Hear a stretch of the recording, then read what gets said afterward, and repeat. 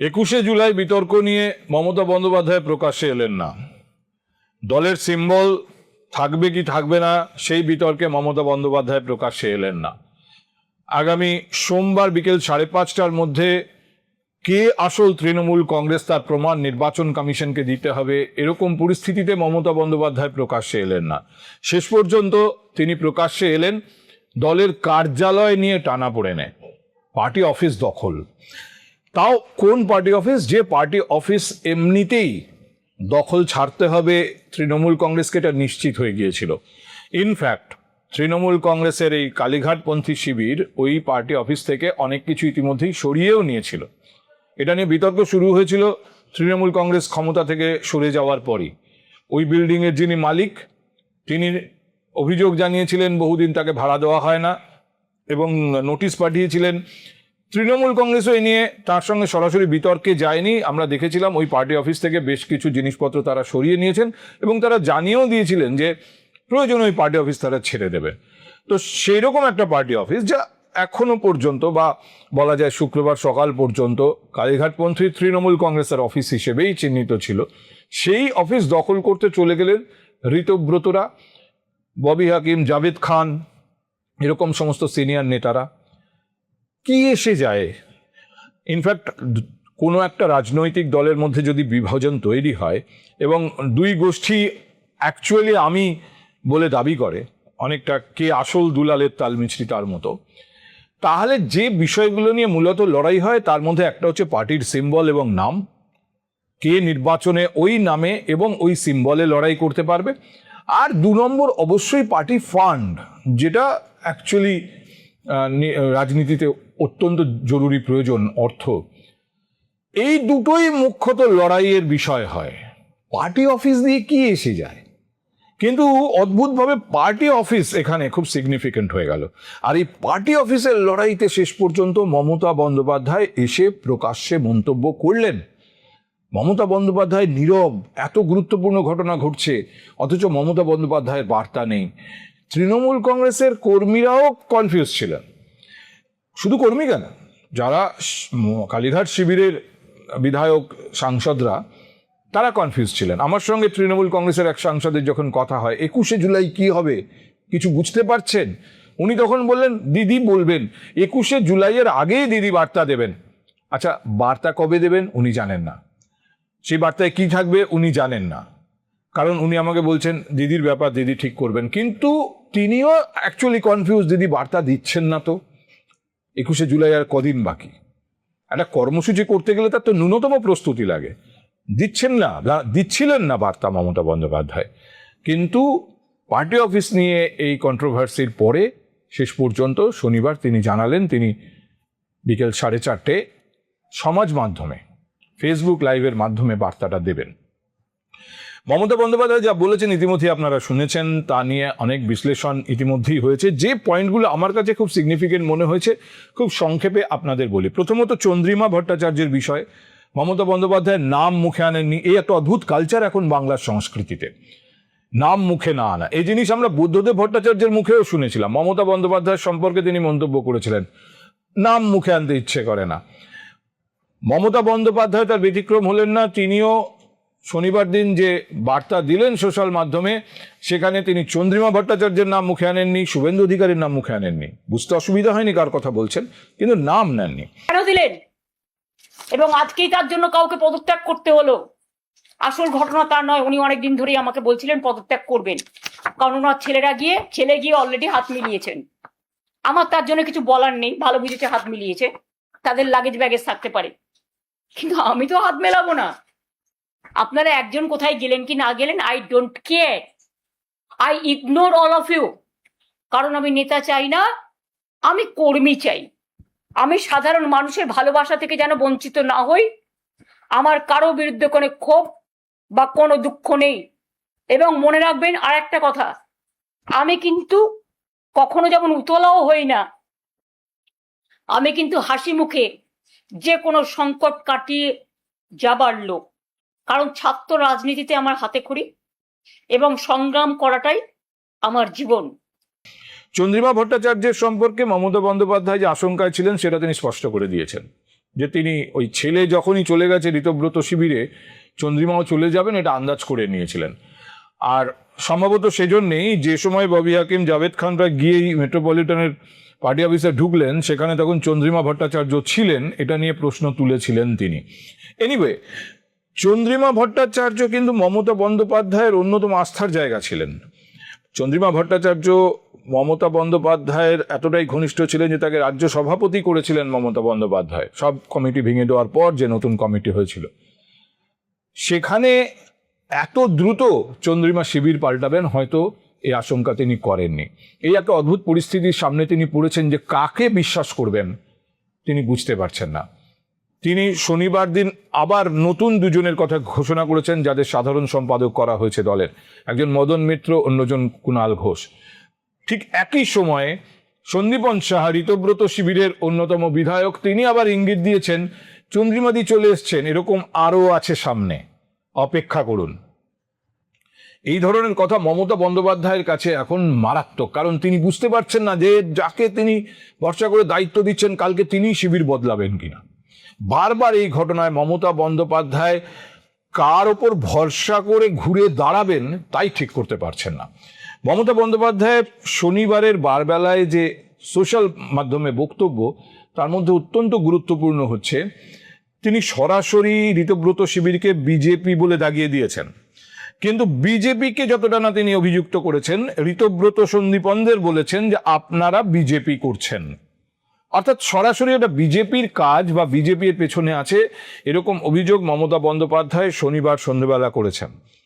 কিন্তু শুভেন্দু অধিকারী সম্পর্কে যখন বলেছেন, তখন কিন্তু তাকে বলেছেন ভালোভাবে কাজ করুন, সরকারটা ভালোভাবে চালান, আমরা বিরোধিতা করার জন্য বিরোধিতা করব না, আমরা দরকার হলে কাজকে সমর্থনও করব। কেন বললেন মমতা বন্দ্যোপাধ্যায়? যদি মমতা বন্দ্যোপাধ্যায়ের অভিযোগ হয় যে এইসবের পিছনে শুভেন্দু আছেন, বিজেপি আছে, তাহলে মমতা বন্দ্যোপাধ্যায় শুভেন্দুকে যে ভাষায় বলার কথা মমতা বন্দ্যোপাধ্যায় কিন্তু সেই ভাষায় বলেননি। কখনো কখনো তিনি একটু উত্তেজিত হয়ে পড়ছিলেন, তারপর অদ্ভুতভাবে নিজেকে কন্ট্রোল করছিলেন। যদি আপনারা মন দিয়ে দেখেন মমতা বন্দ্যোপাধ্যায়ের বক্তব্য, দেখবেন একটু উগ্রতার দিকে গিয়েই সঙ্গে সঙ্গে নিজেকে কন্ট্রোল করে নিচ্ছিলেন, যতক্ষণ পর্যন্ত তিনি শুভেন্দু অধিকারী সম্পর্কে বলেছেন। সব উধাও হয়ে গেছে, সেদিকে চিন্তা দিক সরকার, আমাদের পুরো সমর্থন পাবে। আমি কনস্ট্রাকটিভ ওয়ার্কে কখনো বিরোধিতা করি না, শুধু তৃণমূলকে কি করে শেষ করা যায়, আর তৃণমূলকে কি করে মারা যায়, আর তৃণমূলের বেঈমানদের সাথে নিয়ে কিভাবে তৃণমূলের অফিস দখল করতে হয়, আর তৃণমূল কংগ্রেসের কর্মীদের অ্যারেস্ট করতে হয়, কি করে সন্ত্রাস করতে হয়, হামলা করতে হয়, এসব না করে আপনারা মানুষের দিকে লক্ষ্য দিন, আমাদের পুরো সমর্থন পাবেন। আর যিনি আজকে মুখ্যমন্ত্রী হয়েছেন, আমার অনেক শুভেচ্ছা থাকবে, কিন্তু এটা আমি নিশ্চয়ই বলবো না যে আপনি মুখ্যমন্ত্রী হয়েছেন বলে আপনি তৃণমূলটা করেননি। আপনিও কংগ্রেস করতেন একদিন, আপনিও নির্বাচনে অনেকবার হেরেছেন, এবং আপনার জন্য আমি বারবার যেতাম আপনার কেন্দ্রে, সেটা আমার কর্তব্য ছিল, এর জন্য আমি কোনো কৃতিত্ব নিচ্ছি না। এবং আপনিও প্রায় 10-11 বছর তৃণমূল কংগ্রেসের এমএলএ হিসেবে আপনি মন্ত্রী ছিলেন, কখনো ট্রান্সপোর্ট মিনিস্টার, কখনো ইরিগেশন মিনিস্টার, কখনো 6টা জেলার দায়িত্বে ছিলেন, জেলা পরিষদ, গ্রাম সভা, পঞ্চায়েত তৈরিতে সাহায্য করেছেন, এবং সাহায্যের হাতও বাড়িয়েছেন, সাহায্যের হাতও নাড়িয়েছেন। আমি কিন্তু সবটাই জানি। হলদিয়া ডেভেলপমেন্ট বোর্ড থেকে দীঘা ডেভেলপমেন্ট বোর্ড, সবটাই তো আমাদের সরকার আপনাদের দিয়ে চালিয়েছে। তা হঠাৎ আজকে মাত্র 3-4 বছরের মধ্যে যারা সাধু তারা আপনাদের সাথে গিয়ে সাধু হয়ে গেল, আর যারা কোনোদিন কিছু পায়নি, লড়াই করেছে, তাদের পেছনে লেগে রাষ্ট্রীয় সন্ত্রাস করাচ্ছেন। একটা কথা মনে রাখবেন, man poses, god disposes. Atrocities করবেন না, এটা কিন্তু একদিন ফিরে আসতে পারে। মনে রাখবেন, every action has a reaction.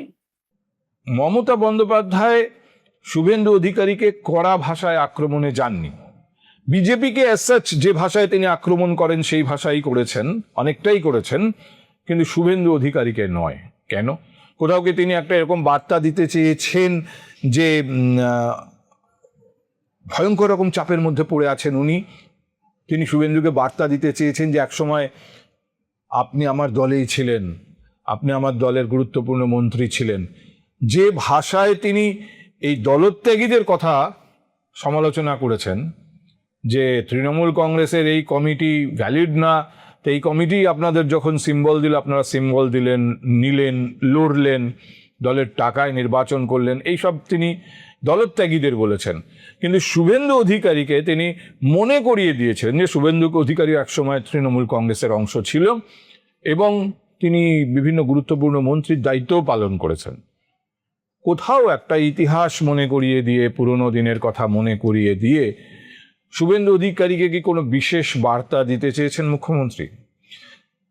মুখ্যমন্ত্রীর বক্তব্যের আরেকটা খুব গুরুত্বপূর্ণ বিষয় হলো যে তিনি নিজের সামনে থেকে নেতৃত্ব দেওয়ার বার্তা দিয়েছেন। যে রাজ্য সভাপতির দায়িত্ব ছেড়ে গেলেন চন্দ্রিমা, সেখানে আর তিনি অন্য কাউকে বসাতে রাজি হননি, তিনি সেখানে নিজে কাজ করবেন বলে জানিয়েছেন।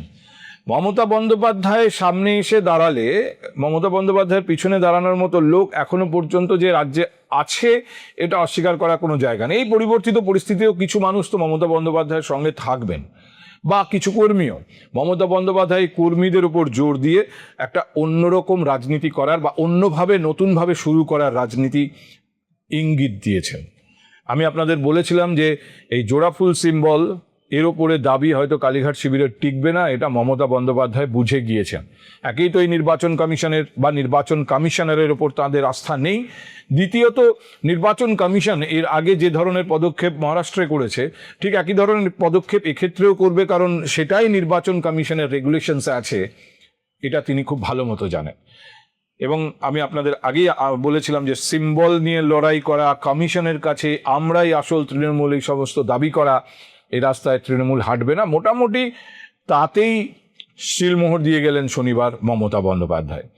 বিজেপি স্পন্সর যারা, তারা আমি বলবো যদি সাহস থাকে, বুকের পাটা থাকে, যান গিয়ে বিজেপিতে গিয়ে জয়েন করুন, আমাদের কোনো আপত্তি নেই। তবুও বুঝবো আপনারা বিজেপিতে চলে গেছেন। বিজেপিতে থেকে দল ভাঙার চক্রান্ত, ভাবেন কি যে আমি মরে গেছি? ভাবেন কি আমাদের কর্মীরা মরে গেছে? ভাবেন কি অল ইন্ডিয়া তৃণমূল কংগ্রেস মরে গেছে? মনে রাখবেন, আপনার পক্ষে আছে বলে সরকার, আপনি তাকে দিয়ে নির্বাচন কমিশনের কাছে কমপ্লেন করিয়ে আপনি সিম্বল কেড়ে নিতে পারেন। যদিও আমরা জানি সিম্বল আপনার পক্ষে যাবে না, কিন্তু ধরে নিলাম যদি ভ্যানিশ কুমার বাবু আমাদের পার্টিকে ফিনিশ করার জন্য ইলেকশনটাও করেছেন, যদি সিম্বল দিয়েও দেয় তাতে কি যায় আসে? সিম্বল সেটাই হয় যেটা সাধারণ মানুষ গ্রহণ করে, তৃণমূল কংগ্রেসরা গ্রহণ করে। আমি এই সিম্বল দিয়ে 1 মাস 22 দিনের মাথায় আমি কিন্তু লড়াইটা করেছিলাম, তখন আমি সিম্বলটাও কাউকে চেনাতে পারিনি। আর এখন দরকার আমি গলায় সিম্বলটা ঝুলিয়ে মানুষের কাছে যখন বেরোবো, আপনারা কি আমার কণ্ঠরোধ করতে পারবেন? কিন্তু যদি তাই হয় তাহলে তাকে অন্য নাম নিয়ে, অন্য সিম্বল নিয়ে রাজনীতিতে ফিরে আসতে হবে। তিনি রাজনীতি থেকে সন্ন্যাস নিচ্ছেন না, ফিরে আসছেন। সম্ভবত এটাই সব থেকে বড় টেক অ্যাওয়ে শনিবারের বারবেলায় মমতা বন্দ্যোপাধ্যায়ের এই বক্তব্যের। এবং একই সঙ্গে তিনি এটাও স্পষ্ট করে দিয়েছেন, এই যে এমনকি নির্বাচন হেরে যাওয়ার পরে অভিষেক দারুণ ভালো কাজ করেছে, অভিষেক বিরাট বড় নেতা, এই যে বিজ্ঞাপন, এই বিজ্ঞাপন থেকেও তিনি কিছুটা সরে এসছেন।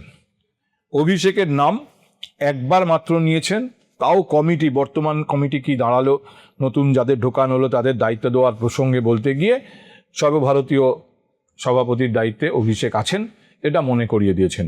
এছাড়া কিন্তু অভিষেক বন্দ্যোপাধ্যায়ের নেতৃত্ব নিয়ে, অভিষেক বন্দ্যোপাধ্যায় আমার সেনাপতি, এই ধরনের কোনো রকম কোনো ইঙ্গিত তিনি করেননি। তিনি জানেন যে এই মুহূর্তে ওই একটা নাম যে জায়গায় এনে পার্টিটাকে দাঁড় করিয়ে দিয়েছে, আবার সেই নামের ওপরে তার এখনো আস্থা আছে, এখনো তিনি তাকেই নেতা বলে সামনে এগিয়ে দেবেন, এই বার্তা যদি যায় সেটা আরো মারাত্মক পরিস্থিতি তৈরি করতে পারে। সম্ভবত এটা ইতিমধ্যে রিয়েলাইজ করেছেন তিনি।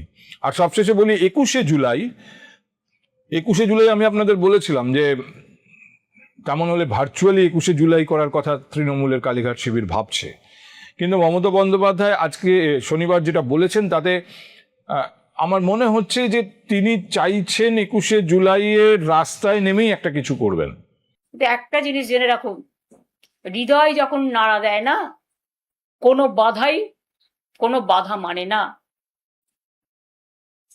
দেখবেন রবীন্দ্রনাথ ঠাকুরের ভাষাতেই 21শে জুলাই হবে, বাঁধ ভেঙে দাও, বাঁধ ভেঙে দাও, বাঁধ ভেঙে দাও, ভাঙো সন্ত্রাসের বাঁধ ভাঙো, শহীদ স্মরণে এসো। কোনখানে আসবেন সেটা আমরা পুলিশকে পারমিশন চেয়েছি, পারমিশন পেলে আপনাদের জায়গাটা জানিয়ে দেবো। এই রাস্তায় নেমে তিনি বলছেন রিক্সার উপর দাঁড়িয়ে হলেও, অর্থাৎ একটা সামান্য আয়োজন হলেও রাস্তায় কোথাও কোনো জায়গায় কোনো মাঠে একটা আয়োজন তৃণমূল কংগ্রেস এখনো চেষ্টা করে যাচ্ছে। তবে এটাও ঠিক যে এর জন্য পুলিশের পারমিশন দরকার হবে, এবং মমতা বন্দ্যোপাধ্যায় বলেছেন পুলিশ পারমিশন পেলে আপনাদের জানাবো। অর্থাৎ এইরকম জায়গা থেকে তিনি কোনো বার্তা দেননি পুলিশ পারমিশন দিক বা না দিক আমরা করব, এই বার্তা কিন্তু মমতা বন্দ্যোপাধ্যায় দেননি। পুলিশ পারমিশন দিলে পুলিশ কোথায় পারমিশন দেয় সেটাই তিনি মেনে নেবেন এবং সেই জায়গার কথাই তিনি কর্মীদের জানাবেন। আমার মনে হয় এটাও বর্তমান রাজ্য প্রশাসন এবং রাজ্য প্রশাসনের যিনি প্রধান বর্তমান মুখ্যমন্ত্রীকে একটা প্রচ্ছন্ন বার্তা কালীঘাট শিবিরের তরফ থেকে।